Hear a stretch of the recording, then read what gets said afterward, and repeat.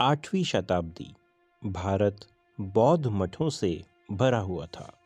नालंदा, विक्रमशिला, वल्लभी, जहाँ तर्क, दर्शन और ध्यान की आवाजें गूंजती थी। पर इन्हीं मठों के बीच एक युवा सन्यासी के कदम पड़े। नाम था आदि शंकराचार्य। केरल से निकला यह युवा सन्यासी भारत भर में अद्वैत वेदांत का संदेश लेकर चलता था कि अहम ब्रह्मास्मि, मैं और ब्रह्म अलग नहीं। पर उसके सामने एक बड़ी चुनौती थी, बौद्ध दर्शन, जो कहता था सब शून्य है, आत्मा भी। और शंकराचार्य ने ठान लिया, जहाँ तर्क है वहाँ संवाद होगा। कहते हैं मगध के एक प्रसिद्ध बौद्ध मठ में शंकराचार्य पहुंचे। वहां सैकड़ों बौद्ध भिक्षु, विद्वान और आचार्य उपस्थित थे। मठाधीश ने पूछा, तुम कौन हो ब्राह्मण?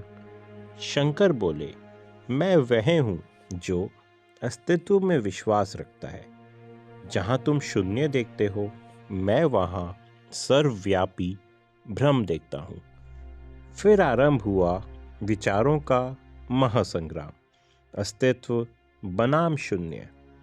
बौद्धाचार्य ने कहा, यदि सब कुछ ब्रह्म है तो दुख कहाँ से आया?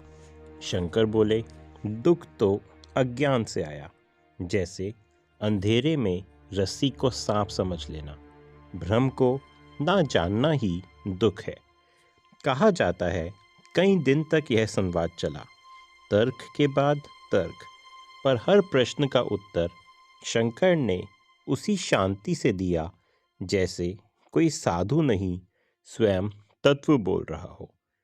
अंततः मठाधीश ने कहा, तुम्हारा तर्क तीक्ष्ण है, पर तुम्हारा भाव और भी गहरा।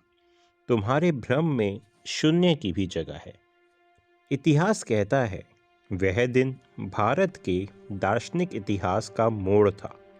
शंकराचार्य ने किसी धर्म को पराजित नहीं किया, बल्कि संवाद की परंपरा को फिर से जीवित किया।